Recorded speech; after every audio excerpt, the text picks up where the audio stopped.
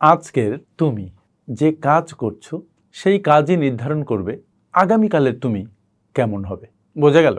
আজকে আমি যে কাজ করছি, যে ইনপুট দিচ্ছি, সেটার রেজাল্ট পাবো কালকে বা ভবিষ্যতে। তাই যদি আমরা ভবিষ্যৎকে সুন্দর করে বিনির্মাণ করতে চাই, তাহলে তার বীজ বপন করতে হবে আজই। এটা ভবিষ্যতে করা যাবে না, অতীতে করার কোনো সুযোগই নেই।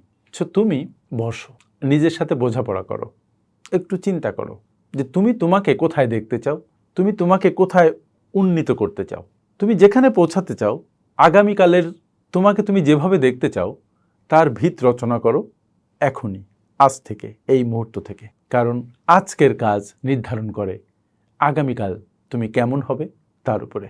এই জিনিস যত তাড়াতাড়ি বুঝবে, তত তোমার জীবনে উন্নতি হওয়া শুরু হবে। কারো জীবন থেমে থাকে না, সময়ের গতিতে সেটা চলতেই থাকে। কিন্তু কারো জীবন হয় সুন্দর, কারো জীবন হয় অসুন্দর। কারোর জীবন তার আশাকে অতিক্রম করে যায়, আর কারো জীবন তার স্বপ্নের ধারে কাছেও যেতে পারে না।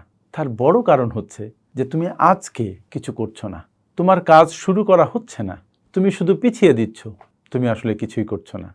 তাই আজ থেকে শুরু করো, এখনই শুরু করো, যদি আগামীকাল তুমি তোমাকে সফল দেখতে চাও।